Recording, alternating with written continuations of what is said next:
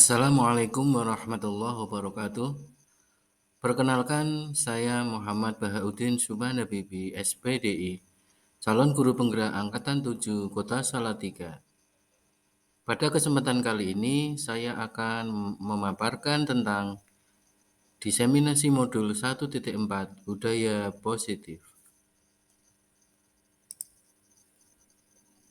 Berikut fasilitator kami adalah Bapak Ladiman, Magister Pendidikan, dan pengajar praktik saya, Ibu Mistiana Eni Purwanti.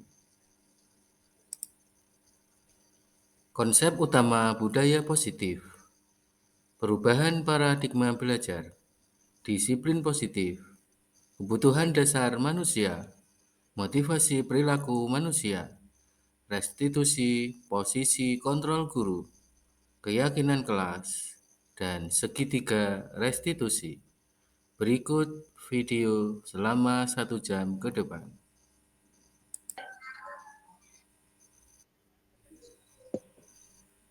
Baik, Assalamualaikum warahmatullahi wabarakatuh. Waalaikumsalam.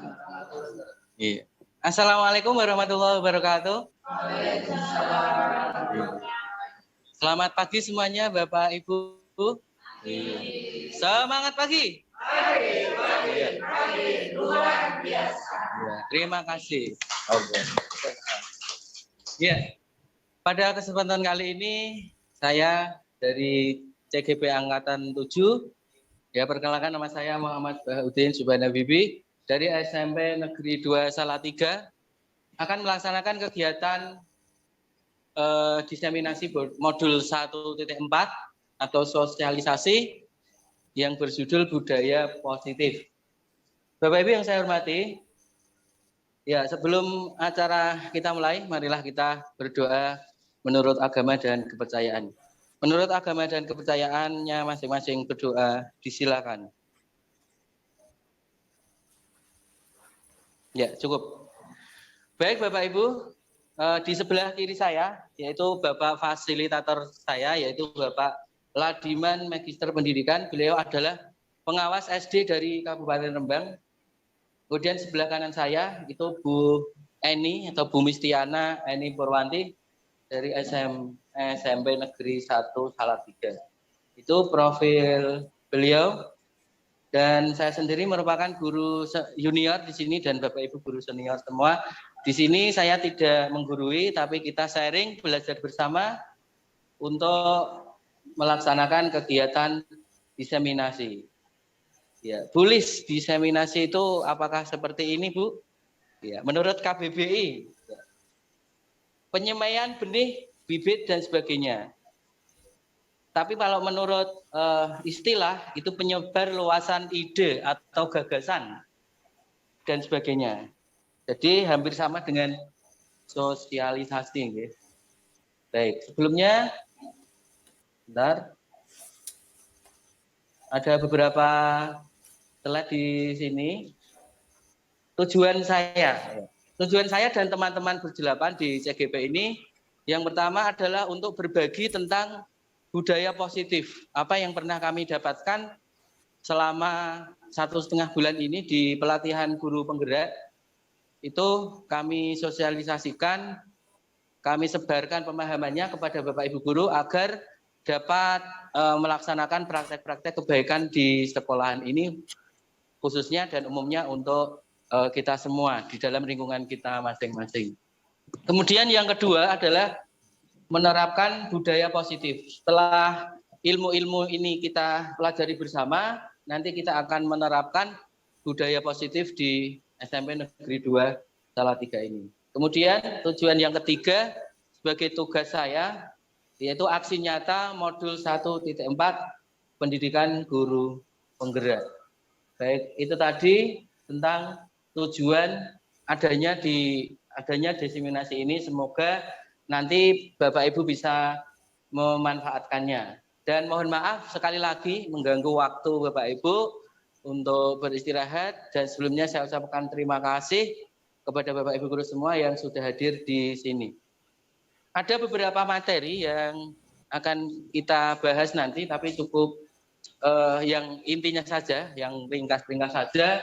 Yang pertama adalah perubahan paradigma belajar. Kemudian yang kedua, disiplin positif dan nilai kebajikan universal. Kemudian yang ketiga, kebutuhan dasar manusia. Yang keempat, motivasi perilaku manusia. Yang kelima, posisi kontrol guru. Kemudian restitusi dan segitiga restitusi. Kemudian ditutup dengan refleksi. Ya. Baik, saya lanjutkan lagi.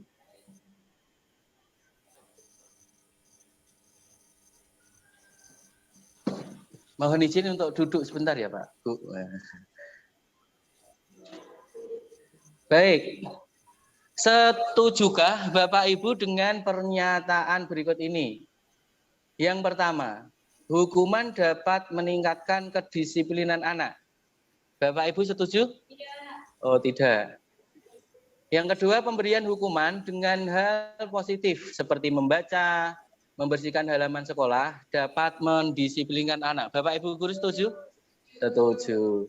Yang ketiga, pemberian penghargaan dapat meningkatkan motivasi belajar anak. Setuju? Setuju. Iya. Nah, ini nanti ada di salah satu materi yang ada di materi ke-7 materi tadi, yaitu tentang restitusi, ya, hukuman, restitusi dan sebagainya. Nah, yang pertama kita mulai tentang perubahan paradigma belajar. Baik, kita sudah membahas di pelatihan mandiri Merdeka Mengajar banyak sekali materi-materi sampai modulnya sampai menyusul modul lagi ya sampai banyak. Nah, tentang filosofi pendidikan menurut Ki Hajar Dewantara. Nah, tujuan pendidikan adalah menuntun segala kodrat yang ada pada murid agar dapat mencapai kebahagiaan yang setinggi-tingginya baik sebagai manusia maupun anggota masyarakat. Ada beberapa teori di pemikiran Ki Hajar Dewantara, ada teori tabula rasa, ada banyak sekali yang dapat kita ambil. Salah satunya kita sebagai guru dan tenaga kependidikan, kita sebagai petani. Kemudian petani itu akan menghasilkan sesuatu. Kalau dalam hal ini adalah padi. Nah, agar menghasilkan padi yang baik, maka perlu kita tuntun, kita rawat. Murid perlu kita tuntun. Nah, sekolahan SMP 2 ini adalah sebagai sawahnya.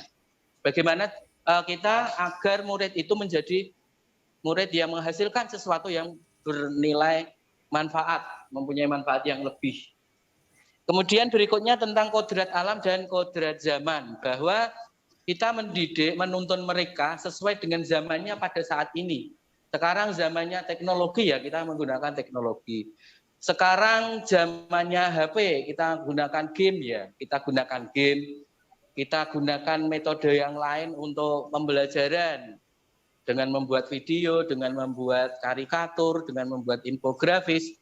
Seperti yang saya terapkan di pelajaran saya di pendidikan agama Islam, anak yang suka menggambar, boleh tugasnya itu menggambar tentang materi kemarin itu tentang minuman keras, kemudian minuman keras, perjudian dan perkelahian begitu. Jadi anak-anak menggambar kartu, saya persilahkan, menggambar minuman keras, saya persilahkan. Karena mereka suka hal-hal yang berbeda. Kemudian membuat film juga sudah saya praktekkan. Nah, itu nanti anak-anak akan semakin terasah kemampuannya sesuai dengan apa yang ia sukai. Kalau dia suka terhadap sesuatu, maka akan menghasilkan sesuatu yang bermakna. Kita bekerja sebagai guru, karena kita suka mengajar, seperti itu. Nah, nanti paradigma pendidikan ke sananya itu akan selaras dengan pemikiran Ki Hajar Dewantara. Di antaranya adalah bakat dan minat. Kalau kita sudah suka terhadap sesuatu, maka akan menghasilkan sesuatu yang lebih bermanfaat. Ada sebuah cerita sepasang suami istri itu membawa biola ke taman. Sepasang suami istri itu dokter semua. Nah, Setelah itu biola itu digesekkan dan menghasilkan bunyi-bunyi yang indah. Oh, ternyata kamu itu tidak bakal jadi dokter, Papa. Ayah, yang sayangku, cintaku, kamu itu bakatnya jadi pemusik. Akhirnya dia tidak bekerja jadi dokter, dia menciptakan lagu. Nah, itu adalah bakatnya, bakat dan minat. Begitu juga anak, bakatnya tidak sama dengan kita. Kita lanjutkan teori yang kedua. Ini, perubahan paradigma belajar. Menurut Dr. William Glasser, itu ada beberapa ilusi. Nah, di sini Bapak Ibu akan mempraktekkan seperti yang sudah dipraktekkan oleh Bapak Ibu guru yang lain kemarin mungkin ya. Masih ingat nggak Bapak Ibu? Ya. Ya, ini saya bagikan sebuah kertas, kemudian ditulis sesuatu yang berharga di hidup Bapak Ibu. Ya. Sesuatu yang berharga itu apa begitu ya? Iya. Mari Mas Guru atau Mas apa ya? Baik. Silakan Bapak Ibu guru menuliskan sesuatu yang berharga, kemudian digenggam. Iya. Boleh sesuatu yang indah. Misalnya intan, permata. Atau kalau saya ya anak lanangku ya, anak laki-lakiku. Iya, kemudian digenggam. Digenggam dengan kuat. Oke, baik. Pinjam tangannya. Oh ya. Sudah Bapak Ibu? Ya, bebas mau nulis apa bebas. Iya.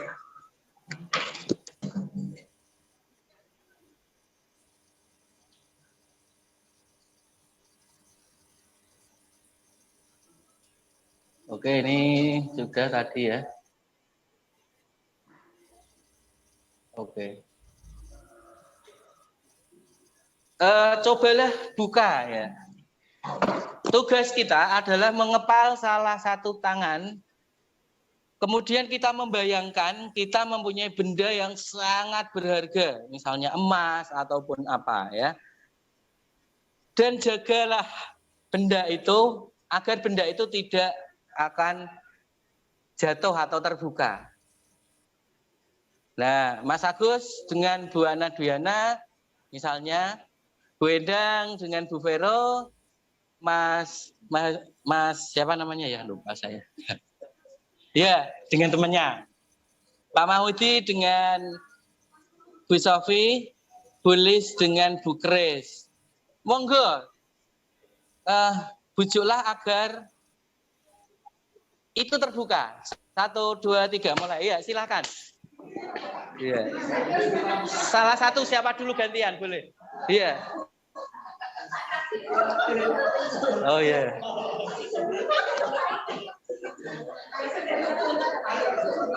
Ijol-ijolan. Oh boleh. Oke. Iya. Cukup. Oke. Pertanyaannya. Dari Bu Vero ya. Apa yang Ibu Vero rasakan? Apa yang Bu Vero rasakan ketika Bu Endang memaksa? Oh iya. Bu Vero memaksa Bu Endang untuk membuka tangannya. Iya. Mau? Iya. Akhirnya Bu Endang kesakitan nggak itu? Ditarik-tarik gitu ya? Nggak apa-apa? Oh, iya. Apakah terbuka, Bu? Oh, terbuka. Berarti boleh dong? Oh, yang berharga itu boleh tahu? Oh, boleh. Ya. Baik, selanjutnya. Apa yang jenengan rasakan, Mas? Monggo, silakan. Silakan. Nggih. Mau dibuka apa Anda?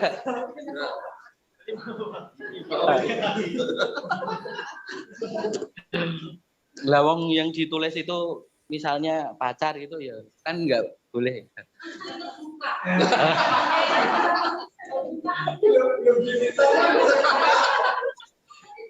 Oke. Bisa boleh. Bu Sulis dan Bu Kris ya. Siapa tadi yang membuka dan dibuka? Ya, bertahan. Ya, walaupun sampai nangis-nangis nggak dikasihkan. Oh, enggak. Ya, bagus. Berarti Bu Kris mempunyai prinsip yang sangat kuat. Walaupun Bulis menarik-narik, walaupun membujuk, menggelitik, menyakiti, menjotos, tapi tetap tidak. Bagaimana Bunda Sofi? Oh ya, dengan Papa Mahmudi? Oh, langsung begitu. Oh iya. Oh, jadi langsung dibuka begitu ya. Oke. Nah. Boleh? Ya. Saya tidak bingung ya. Saya tidak bingung. Dengan beberapa pilihan-pilihan yang berwarna-warna, bermacam-macam pilihan itu boleh. Boleh. Nah, kita sudah berusaha membujuk, tapi tetap kekeh. Enggak. Boleh. Contoh misalnya, ada siswa kita yang tadi itu, waktu tadi pagi itu tidak pakai lokasi ya. Bed lokasi. Kemudian Pak Edi menyuruhnya untuk ke koperasi untuk beli. Setelah itu disuruh untuk menyulam sendiri. Nah, apakah hal tersebut menyalahi aturan? Anak itu berarti salah karena tidak pakai lokasi. Ya. Pendapat Bapak Ibu bagaimana? Oke, urut ya dari Bu Endang. Salah enggak Finan Akbar tadi? Ya. Oh, tata tertib sekolah. Nggih. Kalau Bu Vero? Jadi benar kalau bajunya masih baru. Oh, iya. Oh, begitu ya. Berarti boleh ya, tidak pakai lokasi ya. Walaupun Pak Edi menjewer itu boleh ya. Bagaimana Pak Agus? Boleh, Pak. Oh, boleh. Karena belum punya uang untuk membeli mungkin. Oh, iya. Bagus sekali. Ya, Bulis ya. Iya. Oh iya, peraturan sekolah begitu ya. Jadi harus pakai, kalau tidak pakai itu melanggar aturan dan harus dihukum ya Bu ya. Oh iya. Oh iya. Ya, bagus sekali ya. Ya karena yang saya soroti tentang materi ini adalah beliau-beliau yang ada di kesiswaan. Saya soroti betul. Setiap hari Pak Edi itu tiap pagi itu mencegat anaknya. Ada yang nggak pakai dasi, ya. Mencegat itu apa bahasa di sana ya? Ya pokoknya menghadang siswa-siswa yang mungkin belum sesuai dengan aturan, yang tidak pakai seragam. Nah, ini kaitannya dengan materi yang kedua. Langsung ke materi yang kedua yaitu tentang disiplin positif. Kalau tadi apa itu? Nah, ini tentang disiplin positif. Nah, jadi budaya positif yang ada di SMP Negeri 2 ini, itu kalau kita rutinkan, kalau kita istiqomahkan, itu akan menjadi disiplin positif. Disiplin positif itu akan menjadi nilai-nilai kebaikan yang baik. Tentu saja harus ada kesadaran diri dari murid tersebut. Saya pakai istilah murid nih, karena Ki Hajar Dewantara itu kan diadopsi dari Ki Hajar Dewantara ya, murid begitu ya. Kalau dulu kan peserta didik itu Bu Sulis ya. Peserta didik, sekarang murid gitu ya.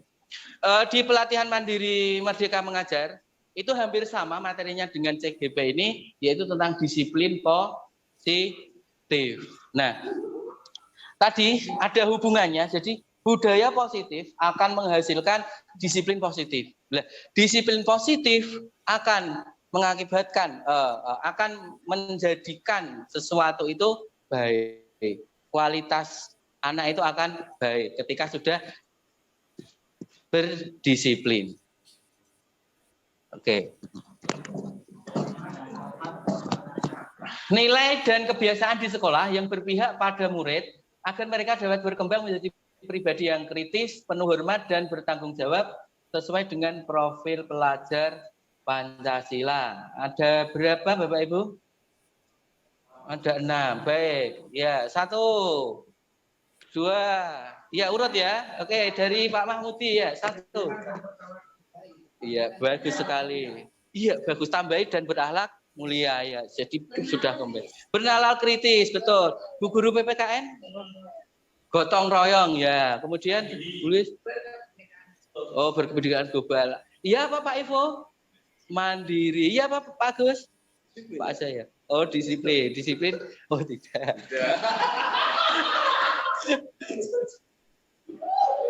Oke. Kan jenengan yang gotong-gotong alat P5 kemarin harus hafal ya. Yang gotong-gotong ada tulisannya mandiri benar. Oke. Ini sudah ada di aksi nyata saya di 2 instansi. Satu instansi Kementerian Pendidikan dan Kebudayaan, namanya adalah ini di PMM sama, ya, disiplin positif. Kemudian di PMM ada, kemudian di CGP juga ada. Nah, oke, kembali ke profil pelajar Pancasila ya. Ada 5 apa 6 ya? Ada 6. Ya, itu tadi anak sayangnya. Oke. Ini langsung saja contoh-contohnya ya, kan kita sudah bersama-sama di sekolahan ini untuk mengimplementasikan profil pelajar Pancasila. Nah, sebelum mengadakan proyek, kita sudah 2 proyek. Kemarin saya sosialisasikan, walaupun saya mengajar anak kelas 8, saya juga ikut mensosialisasikan sebelum kita belajar tentang proyek P5. Oke, ini beberapa dokumentasi. Kemudian yang kedua, ya yang pertama maksudnya beriman dan bertakwa kepada Tuhan Yang Maha Esa dan akhlak mulia. Ya, Bapak Tahmir, Bapak Mahmudi sudah memfasilitasi saya untuk bersama-sama siswa untuk melakukan kegiatan Jumatan, ya. Dan saya ucapkan terima kasih kepada Bapak Ibu guru yang beragama non-muslim juga melaksanakan kegiatan mulok KKS, kemudian kegiatan-kegiatan lainnya yang berhubungan kepada Tuhan. Jadi alhamdulillah di sini sangat indah, tidak ada intoleransi, sehingga anak-anak beribadah dengan khusyuk. Dan saya ucapkan terima kasih secara pribadi juga kepada Bapak Ibu guru yang sudah ikut melaksanakan kegiatan mulok kajian kitab suci, terutama yang beragama Islam. Bapak Ibu bisa mengajarkan ngaji dengan baik walaupun terbatasnya waktu. Oke. Kemudian yang kedua, ini sudah kita lakukan kemarin dan saya juga mengucapkan terima kasih sekali Bapak Ibu sudah kompak memakai baju adat ya bersama murid ya. Ini kemarin pada waktu upacara Sumpah Pemuda pada tanggal 28, yaitu dengan elemen P5 yaitu berkebinekaan global. Ya, ini sudah masuk ke kementerian. Ini saya ambilkan di proyek P5 kemarin melaksanakan gelar karya yang pertama. Anak-anak secara mandiri, karena ini mandiri ya, melaksanakan kegiatan tertentu pada tugas kegiatan P5. Di sini ada yang membuat kuliner, ada yang membuat kaos, gantungan kunci, dan sebagainya. Tentu saja itu melatih untuk kemandirian. Kemudian ini melaksanakan ujian, waktu itu masih daring atau semi daring. Jadi kegiatan PAS yang terakhir kemarin itu masih menggunakan HP. Kemudian ini presentasi materi zakat fitrah pada kelas 9H. Pada beberapa waktu mereka mandiri mengeksplor sesuatu yang bukan dari saya. Jadi boleh mengambil dari berbagai sumber, dari internet, dari literasi perpustakaan, dari beberapa ilmu dari Bapak Ibu mereka, dari Pak Kiai dan sebagainya. Kemudian mandiri sudah, kemudian bergotong royong. Saya bekerja sama dengan Pak Esa dan guru PAI yang lain untuk melaksanakan kegiatan gerakan sayang masjid. Dan alhamdulillah anak-anak antusias, namun kelemahannya tidak istiqomah ya, sudah dijadwalkan tapi kadang terbentur dengan kegiatan yang lain. Jadi masjid itu ya kurang bersih ya. Tapi sudah dibantu oleh Mas penjaga, Mas petugas kebersihan untuk membersihkan. Nah, membersihkan tempat ibadah ini juga gotong royong. Kemudian kemarin membersihkan lab ya. Pada hari Sabtu, Bapak Ibu guru wali kelas juga menunggui anaknya dan mengarahkan untuk kegiatan Sabtu bersih. Di sini tidak saya dokumentasikan karena waktu itu memang belum sempat saya kirimkan. Nah, gotong royong dan kreatif. Nah, ini juga dokumentasi kemarin ya, gelar karya kerajinan yang kemarin sudah Bapak Ibu laksanakan semua. Bernalar kritis. Nah, oke, sudah itu umpan balik.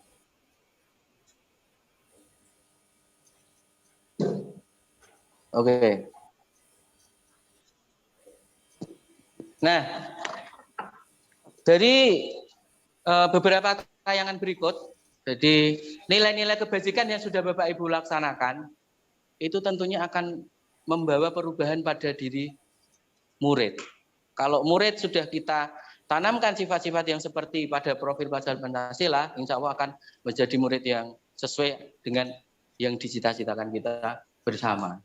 Kita sudah memasuki era kurikulum kurikulum merdeka dan meninggalkan kurikulum lama 2013, tidaknya akan membawa dampak karena kita alhamdulillah sebagai sekolah penggerak dampak yang luar biasa, jadikan contoh sekolah yang lain. Muridnya juga mempunyai kompetensi yang baik sehingga kita sebagai guru-guru juga lebih berkembang lagi dengan kompetensi masing-masing Bapak Ibu yang Bapak Ibu punyai. Oke, sekarang tentang disiplin ya. Disiplin itu apa ya Bu Ana Dwiana? Disiplin itu apa Bu? Ya. Sesuatu yang indah Bu. Oh, sesuatu yang harus dipatuhi. Baik, boleh pendapatnya. Bu Sofi, disiplin itu apa ya? Kan pernah dengar disiplin. Mempunyai prinsip yang teguh ya. Ini tidak boleh dibuka ini, harus ya disiplin. Kalau Pak Mahmudi apa? Disiplin. Oh ya, jadi dia paham dengan aturan, kemudian dia memahami dan melaksanakan. Setelah paham dilaksanakan. Oke, itu disiplin. Baik, Bu Sulis, disiplin adalah Bu Guru Bahasa Indonesia tersayang. Apa itu disiplin ya? Menurut iya. Melakukan kegiatan sesuai dengan aturan. Ya, mantap sekali. Ada dua hal, ya sadar, dia sesuai aturan. Ya, boleh. Bu Kres, Sri Budiha. Disiplin itu apa? Oh, belajar. Belajar untuk apa ya? Oh ya, itu kan menurut teori di sini ya. Jadi yang saya omongkan selama ini adalah teori ya. Prakteknya mana? Mari kita bersama-sama untuk mempraktekkan disiplin. Disiplin itu patuh, disiplin itu taat pada peraturan. Kalau tidak taat, tidak disiplin, begitu ya. Padahal sesungguhnya tidak seperti. Mari kita bersama-sama belajar.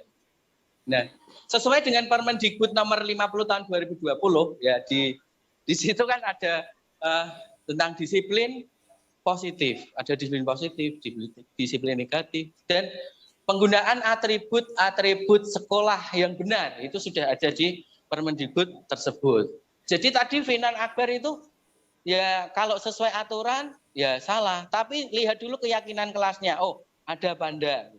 Oh, ternyata memang itu sudah pakai lokasi, bed lokasi. Tujuannya apa? Untuk membedakan dia siswa mana. Jadi kalau ada apa-apa kan, oh ini siswa SMP Negeri 2 Salatiga ya, berprestasi lomba Mocopat tingkat Jawa Tengah lah kan. Bu Sofi kan bangga ya lah. Pembunuhnya Bu Sofi. Ya. Oke. Nah, dalam budaya kita, disiplin itu sudah berubah menjadi kepatuhan tadi ya. Nah, jadi kecenderungannya adalah menghubungkan disiplin itu dengan ketidaknyamanan, bukan dengan apa yang kita capai atau kita hargai. Maksudnya apa? Di dalam pembelajaran misalnya, di kelas kita, itu murid itu disiplin itu karena mungkin terpaksa. Aduh, saya takut dengan Pak Ivo. Ya sudah, saya tak diem, tenang, mengikuti. Padahal dalam hatinya, Pak Ivo lama sekali mengajarnya, saya pengen jajan, saya pengen istirahat. Nah, itu ada rasa keterpaksaan ketika mengikuti suatu pembelajaran. Oke, saya lanjutkan dulu.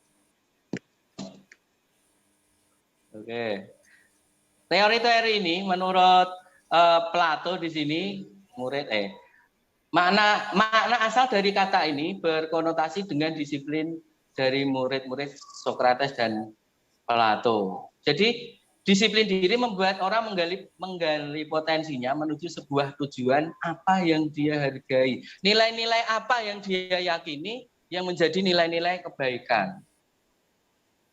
Oke. Profil pelajar Pancasila sudah. Kita masuk materi yang ketiga. Ngantuk Bapak Ibu? Ngantuk mboten? Ya, baik. Sekarang kita joget-joget dulu ya atau apa gitu ya. Biar tidak bosen ya. Oke. Oke. Oh iya aja ya. Tepuk semangat. Semangat. Iya, tepuk tangan. Oke, ya. Apa Bu? Oh kakinya belum gini-gini. Aduh ya nanti lain waktu ya Bu. Oke, materi kita masih sangat banyak. Oke, kita pelan-pelan saja. Saya hanya menyampaikan, memaparkan inti-intinya saja. Saya hanya sharing. Mungkin Bapak Ibu guru sudah lebih tahu dari saya ya. Oke. Kebutuhan dasar manusia. Kemudian modul yang saya pelajari di pelatihan guru penggerak itu tentang kebutuhan dasar manusia. Ada berapa Bapak Ibu? Ini kelihatan tidak ini? 5. Baik. Yang pertama apa Bu Ana? Bertahan hidup, boleh. Kemudian apa yang kedua? Kasih sayang. Kemudian apa yang ketiga? Kebebasan. Terus ini tidak kelihatan. Ini adalah kesenangan. Oke. Kasus. Agus, kok Agus? Oh, Agus di sini ya? Oh ya. Nah, Ibu Ria, seorang guru kelas 7 di SMP, sedang bingung menghadapi olah satu murid di kelas bernama Agus. Ya, mesti kok Agus ya, karena Agus itu di mana-mana banyak ya Agus. Beberapa anak telah datang dan mengeluh ke Agus, seringkali meminta bekal makan siang mereka dengan paksa. Jika Anda menghadapi situasi seperti Bu Ria, apa yang Anda lakukan? Menurut Anda kira-kira apa alasan Agus melakukan itu? Ya, berarti Agus itu orang yang bagaimana? Oke, mari kita bahas ya. 1, Agus itu kenapa? Oh, lapar. Agus itu kenapa lagi? Tidak bawa bekal. Bagaimana lagi Agus tuh? Pengen diperhatikan, caper. Lah, caper banget sih. Kemudian apalagi bosan dengan bekalnya nggak enak, masa jangan bori terus ya. Oke. Gitu wah. Oke, jadi ada beberapa alasan kenapa Agus seperti itu. Atau iseng, usil. Ya. Bisa seperti itu. Nah, contoh lain misalnya kayak Nabil Ikhwan Nabawi itu ya. Ada ayam lewat itu digepuk, wah gitu. Padahal ayam nggak salah apa-apa. Nah itu saya juga meraba-raba kira-kira alasan dia seperti itu kenapa gitu. Gemes ya, gemes dengan ayam. Oke. Nah, di sini ada beberapa kebutuhan manusia. Caper. Caper sama Anda. Oke, alasan yang pertama Mas Agus lapar karena orang tuanya tidak membawakan makanan siang. Karena memang biasanya membawa, lah ini tidak dibawa sehingga punya temannya di ini guru nih, minta telurnya, mata sapinya aja, nangis terus temennya ya. Biasanya kalau di SD itu gitu ya. Kalau saya di SD tiap hari Sabtu itu bawa bekal makanan, kemudian bekalnya itu kalau bosen ya ditukar-tukar itu dulu. Oke, kemudian yang kedua, teman Agus jadi perhatian Agus. Nah, itu kebutuhan kasih sayang. Caper tadi loh. Kemudian power atau kekuatan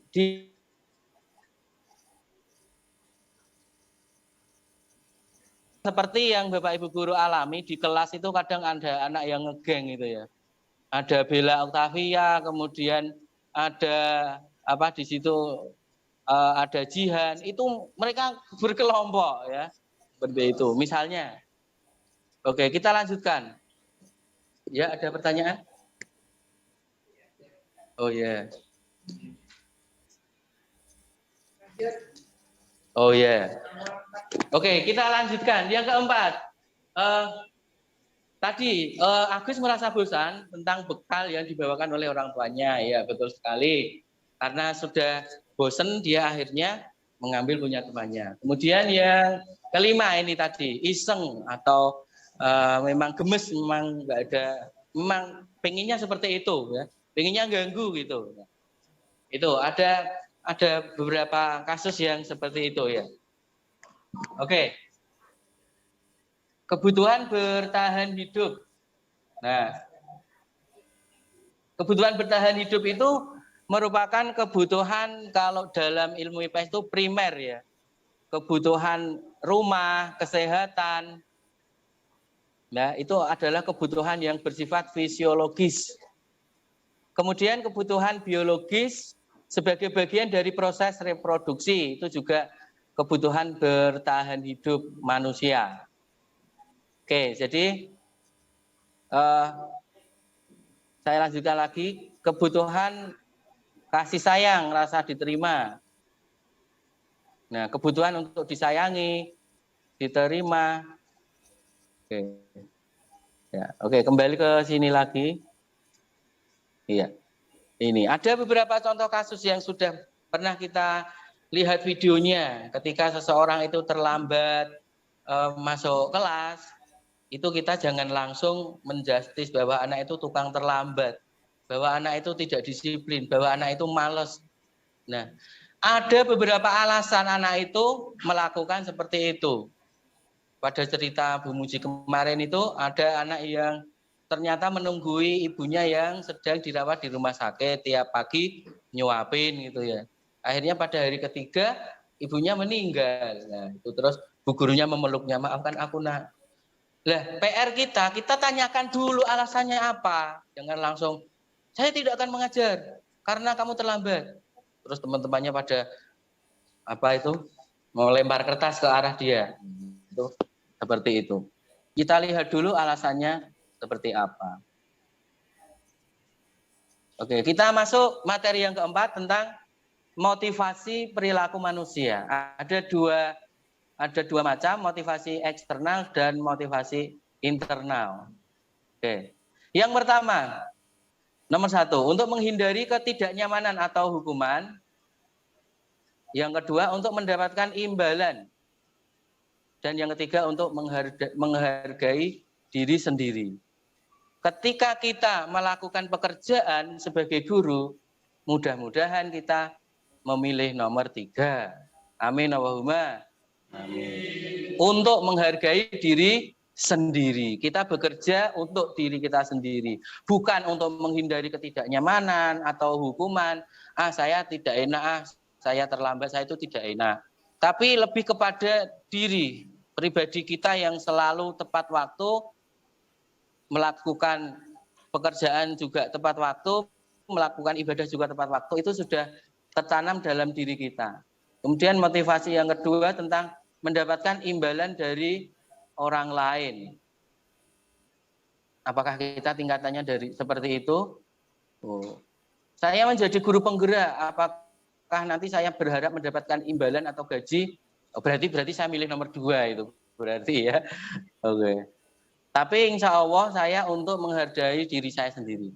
Saya menghargai diri saya sendiri karena saya masih butuh ilmu dari berbagai macam sumber. Saya masih perlu belajar untuk mengembangkan diri. Saya masih ingin selalu menjadi pribadi yang lebih baik dari sekarang. Gitu. Jadi mari kita bersama-sama menjadi pribadi yang baik dengan menghargai diri sendiri.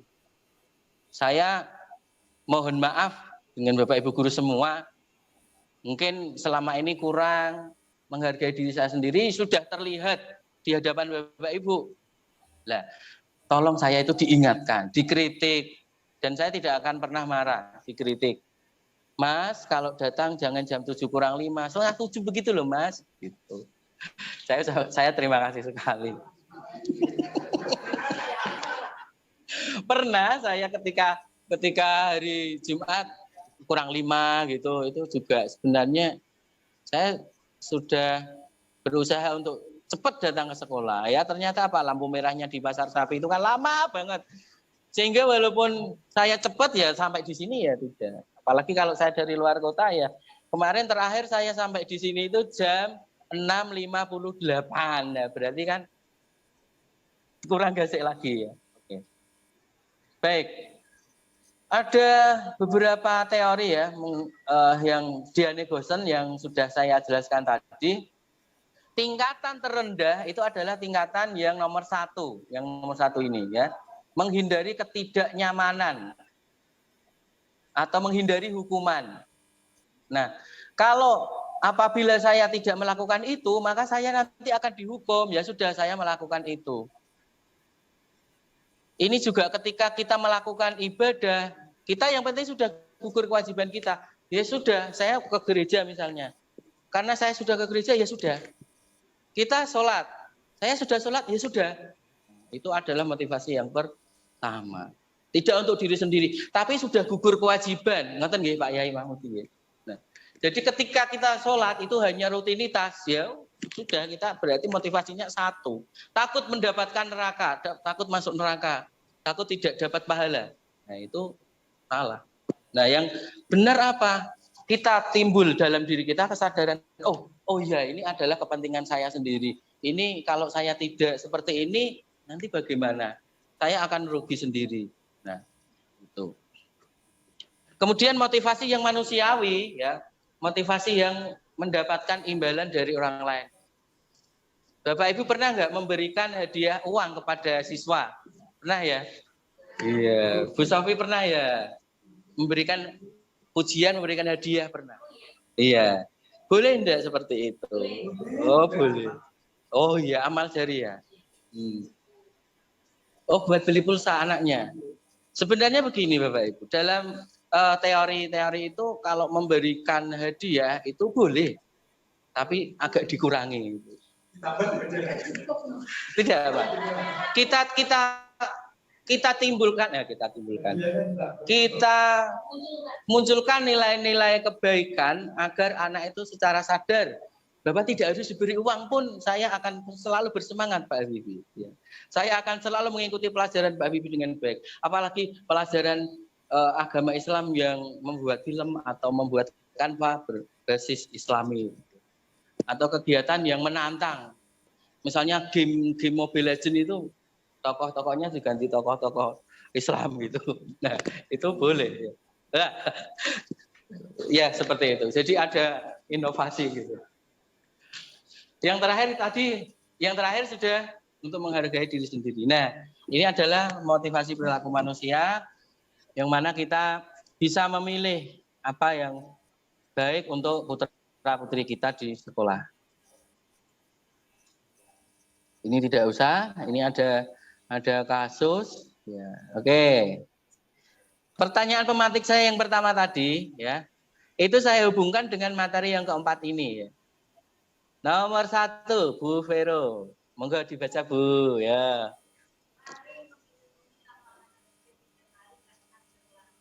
Ya, itu hukuman apa konsekuensi? Hukuman, baik. Yang kedua, Mas Agus, ya. Ora ketok. Baik. Yang ketiga Bu Suli. Yang kedua Bu Suli. Tidak kelihatan juga? Oh, saya. Iya, hukuman apa konsekuensi? Konsekuensi. Karena sudah membuat coretan.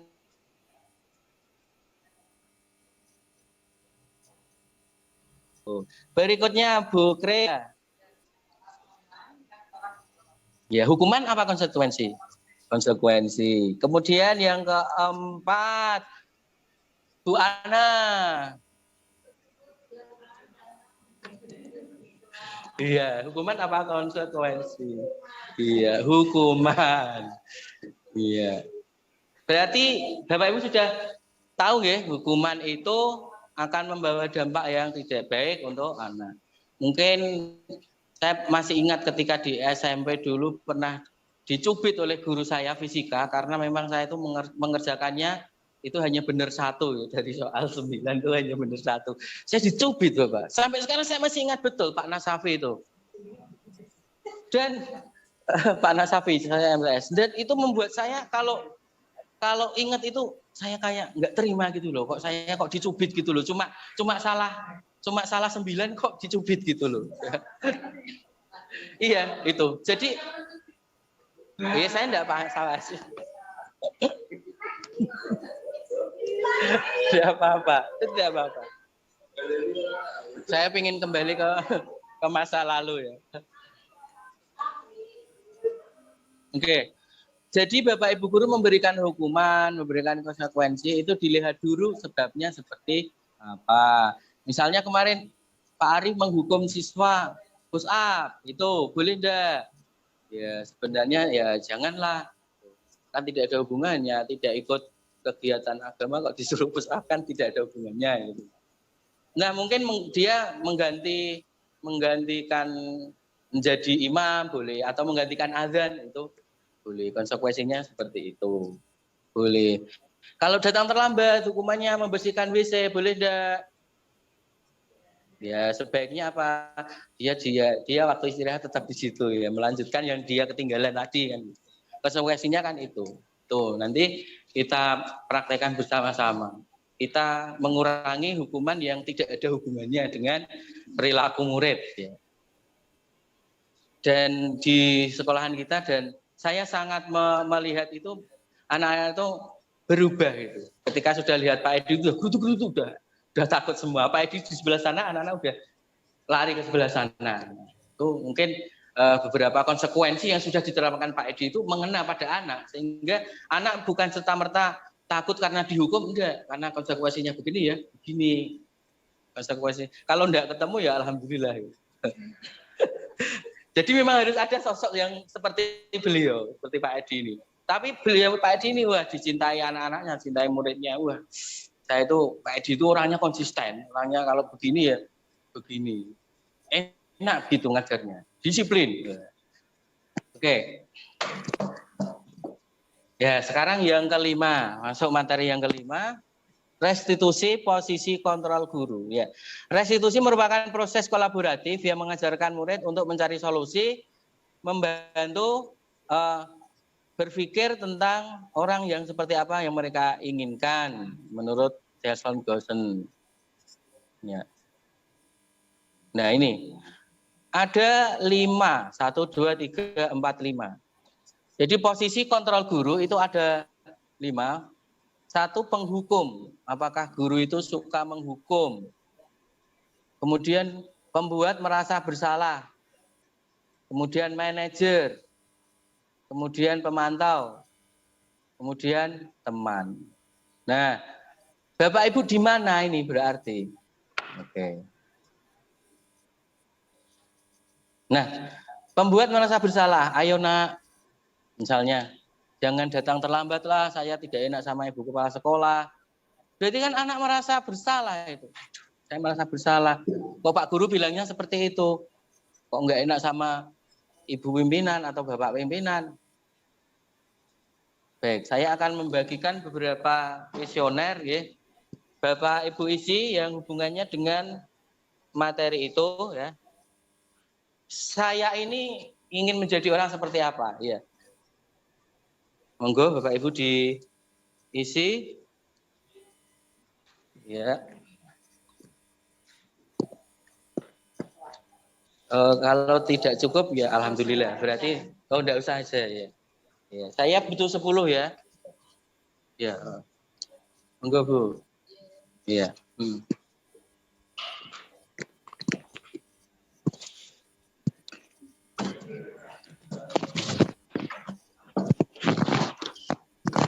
Ya.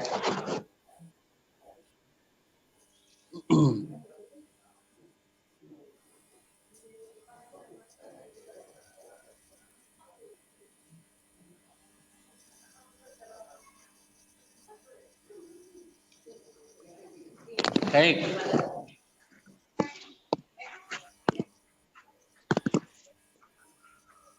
Materi yang ke-6 yaitu tentang keyakinan kelas. Keyakinan kelas itu kalau zaman dahulu sebelum kurikulum merdeka itu namanya peraturan kelas. Sekarang diubah menjadi keyakinan kelas, di mana merupakan suatu aturan yang disepakati seorang guru kepada muridnya atau sebaliknya. Dan melaksanakan keyakinan kelas itu tidak serta-merta wali kelas, boleh guru mapel, keyakinan kelas PPKN, keyakinan kelas bahasa Indonesia itu bisa. Nah,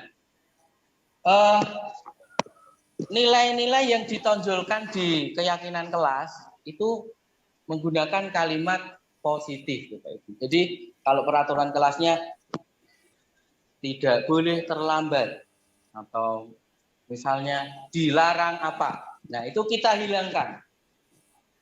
Oke, jadi seperti ini.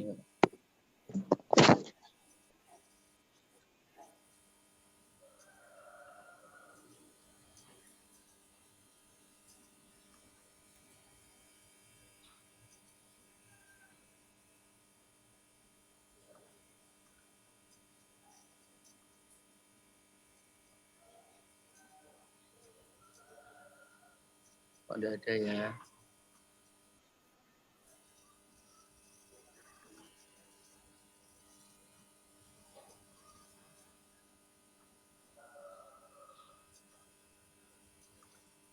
Nah, keyakinan kelas bersifat lebih abstrak daripada peraturan yang lebih rinci dan konkret. Jadi kalau keyakinan kelas itu malah bersifat abstrak, tidak bersifat nyata. Jadi contoh misalnya kelas itu harus bersih, kelas itu harus nyaman, itu kan kelihatan gitu. Tapi kalau keyakinan kelas itu tidak seperti itu, lebih abstrak dan konkret. Kemudian yang kedua, keyakinan kelas berupa pernyataan universal, kemudian dibuat dalam bentuk kalimat positif, kemudian hendaknya tidak terlalu banyak sehingga mudah untuk dipahami dan diingat. Kemudian semua warga kelas ikut berkontribusi dalam pembuatan keyakinan kelas. Di sini saya sudah melaksanakan aksi nyata pada pembuatan keyakinan kelas ya. Dalam membangun budaya positif di sekolah, kita membuat keyakinan kelas.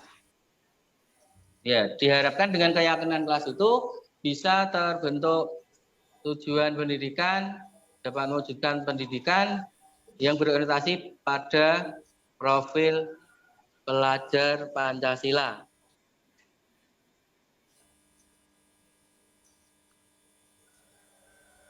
Ya.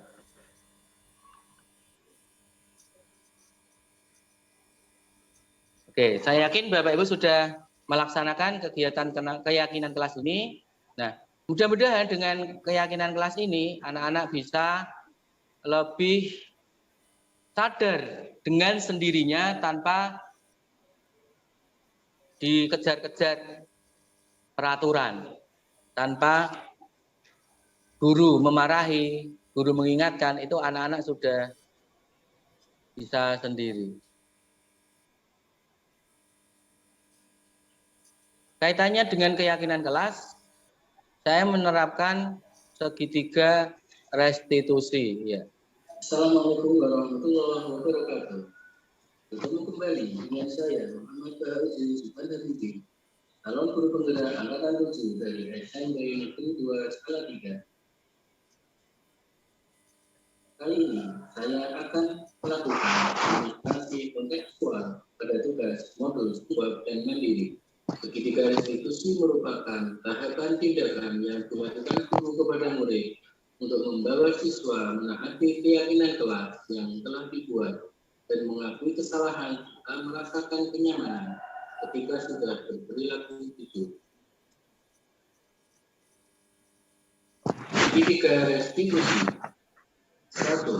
Menstabilkan integritas. 2. Validasi tindakan yang salah. Dan yang ketiga, menanyakan keyakinan.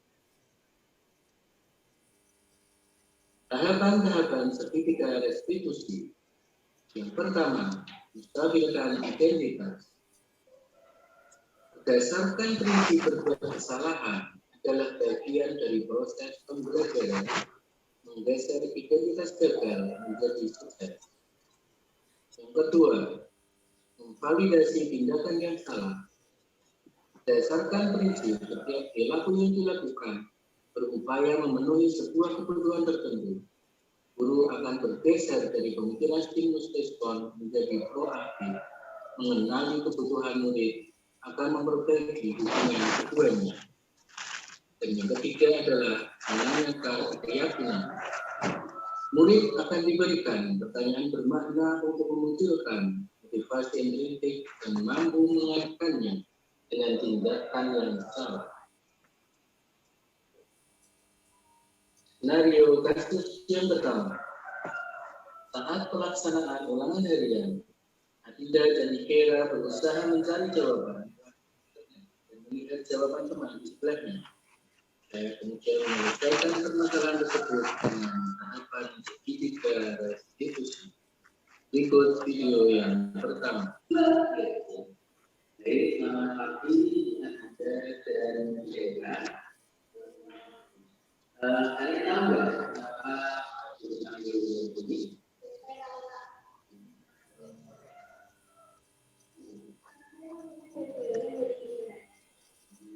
Kira-kira pelajaran itu baik atau tidak? Yang pertama,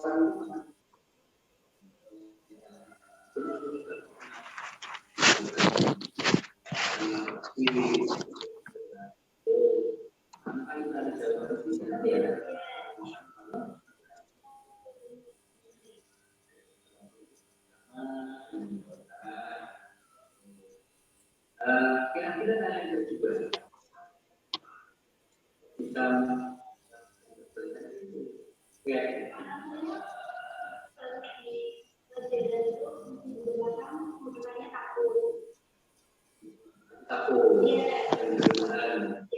kalau kita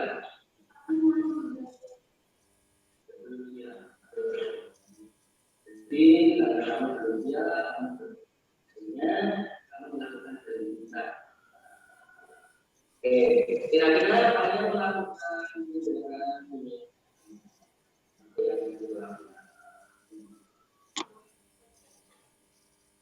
karena tidaknya tidak sesuai dengan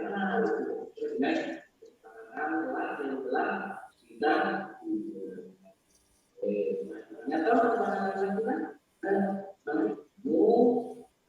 dokumen. Silakan kalian bergerak.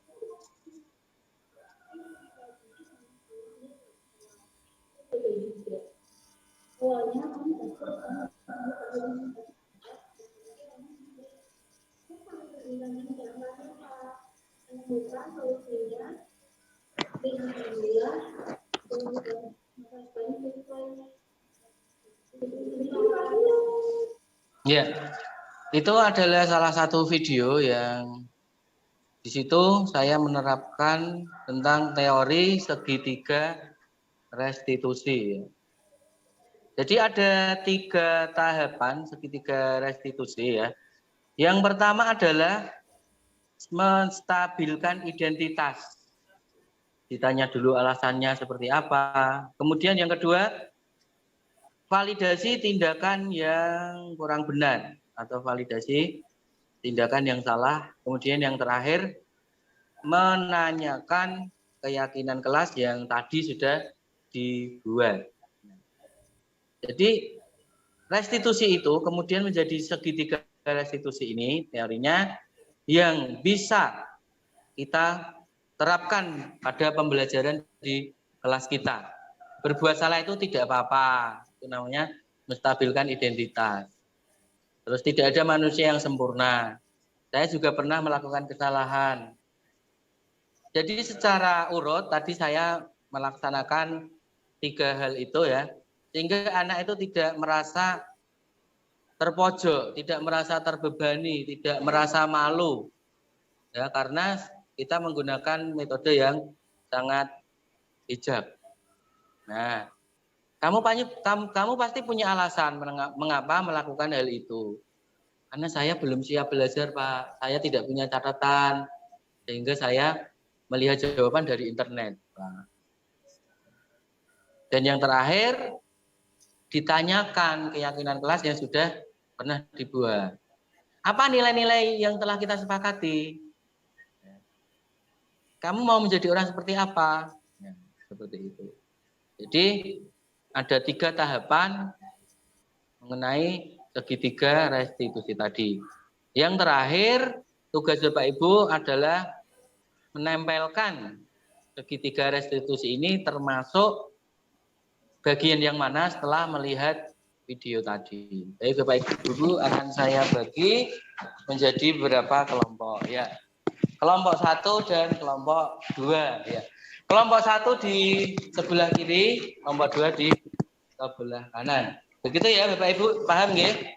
Ya, akan saya bagi beberapa pernyataan tentang video yang sudah ada di tayangan tadi. Monggo, dua-dua nggih.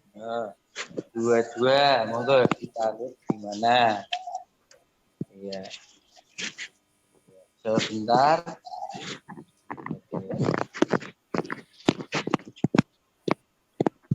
Pakai jarum Bu. Ya. Sebentar ya, jarumnya. Oh, ini. Bisa dibantu dibagi ya.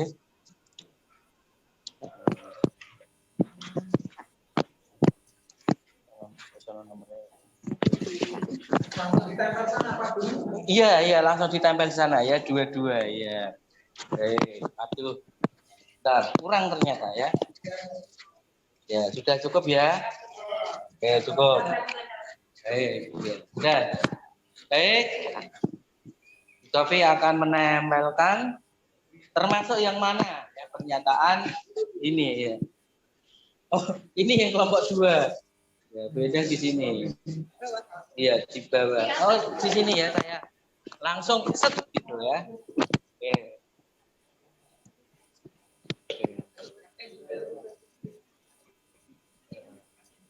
Iya, bagus. Sini Bu. Ya.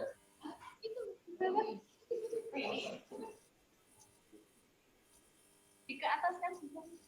Nah. Ya. Masnya yang sebelah sana ya. Di sini boleh juga ya. Di sini juga boleh ya. Ditempel set gitu loh. Ini 1, 2. Iya. 1 menstabilkan identitas. Baik. Tidak ada. Oke, setelah dibaca, dipahami, kemudian baru ditempel ya.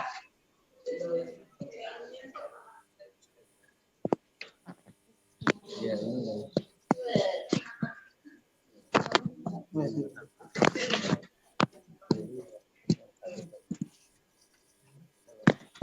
Ya.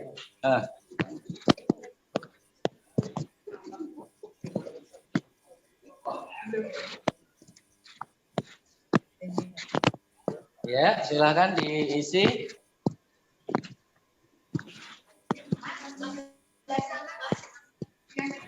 Sebelah sana. Iya. Visualnya sini. Kalau nggak cukup di situ boleh. Awas. Iya.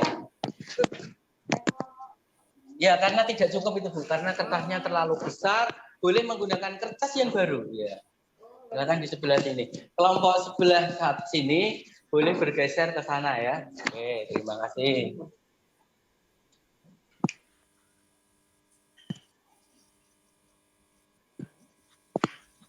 Ya, pakai ini loh Mas, pakai jarum. Ini jarumnya masih. Ya, silakan.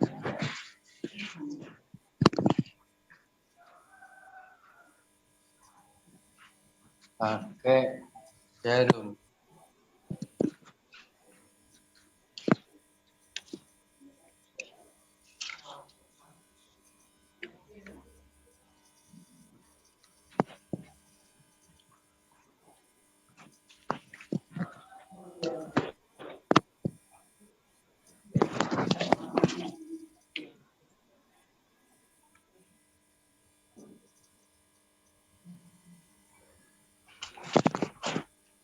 Oke, beri tepuk tangan yang meriah Bapak Ibu.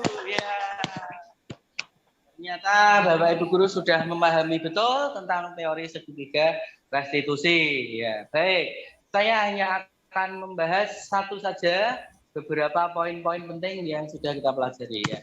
Yang pertama validasi tindakan yang pertama menstabilkan identitas. Baik. Dari kelompok A ya. Oke. Tidak ada manusia yang sempurna. Betul apa salah nih? Ya. Yang kelompok sini. Saya pernah melakukan kesalahan seperti itu. Betul apa salah? Ya, bagus sekali. Ya. Ya, semuanya betul. 100. Wah. Sudah paham ya. Semoga depannya kita bisa mempraktekkan ada kegiatan pembelajaran kita di. Ya, sebelum saya akhiri ada pertanyaan Bapak Ibu ya. Kalau tidak ada kita cukupkan sekian. Namun sebelum saya akhiri, mari kita berefleksi bersama-sama. Refleksi bersama-sama tentang materi hari ini. 1. Mari kita bersama-sama menerapkan filosofi pemikiran Ki Hajar Dewantara ya. Yang mana pendidikan itu sesuai dengan kodrat alam dan kodrat zaman. Murid, kemudian kita sebagai petani yang kita memberikan pupuk itu harus sesuai dengan porsinya. Kalau misalnya padi dikasih pupuk kandang terus kan mati, maka kita memberikan sesuatu kepada anak itu sesuai dengan porsinya. Kemudian teori-teori tentang kebutuhan dasarnya kita sudah memahami. Kemudian tentang segitiga restitusi kita sudah sama-sama memahami. Baik Bapak Ibu Guru, bila ada sumur di ladang boleh kita menambah mandi, bila ada yang umur yang panjang boleh kita berjumpa lagi. Terima kasih. Ya. Guru pengajar. Assalamualaikum warahmatullahi wabarakatuh. Saya Minciati MPD, Kepala SMP Negeri 2 Salatiga, yang pada angkatan ke-7 ini alhamdulillah ada 8 guru SMP Negeri 2 Salatiga yang lolos untuk mengikuti pelatihan calon guru penggerak. Beberapa waktu lalu Bapak Ibu guru telah melakukan sosialisasi dan diseminasi terkait dengan praktik baik hubungannya dengan disiplin positif. Kami selaku kepala sekolah sangat senang dan cukup bangga. Ternyata teman-teman guru penggerak angkatan 7 ini sudah hampir 95% menguasai apa itu disiplin positif. Yang kedua, ilmu yang disampaikan kepada Bapak Ibu guru yang lain atau teman sejawat yang lain sangat bermanfaat bagi anak-anak dan bagi sekolah, karena dengan disiplin positif maka kurikulum merdeka yang berpijak pada mengutamakan atau berpihak kepada siswa bisa kita laksanakan. Banyak ilmu-ilmu baru yang bisa merubah mindset Bapak Ibu guru yang lain bahwa disiplin positif perlu diterapkan. Selanjutnya, aksi nyata yang harus dilakukan oleh Bapak Ibu guru yang lain adalah menerapkan disiplin positif ini di kelas Bapak Ibu guru masing-masing. Saya yakin bahwa dengan disiplin positif ini anak-anak akan semakin bahagia untuk mengikuti pembelajaran dan akan belajar sesuai dengan zaman mereka. Demikian, terima kasih. Saya akhiri. Assalamualaikum warahmatullahi wabarakatuh.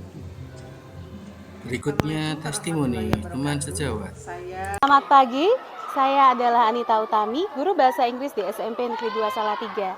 Saya adalah rekan sejawat dari Bapak Habibi, calon guru penggerak angkatan 7 dari SMP Negeri 2 Salatiga.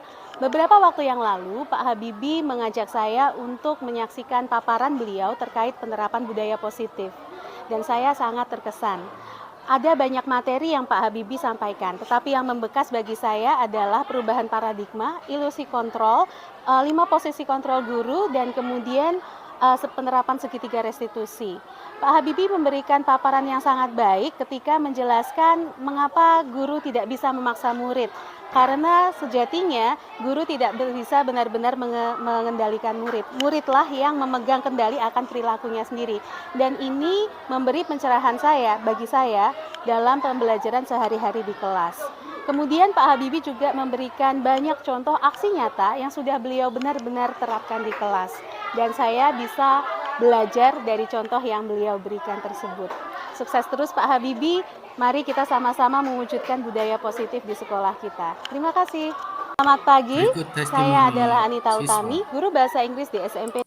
Assalamualaikum warahmatullahi wabarakatuh. Saya Anindita Salma Widiarto, kelas 8 dari SMP Negeri 2 Salatiga.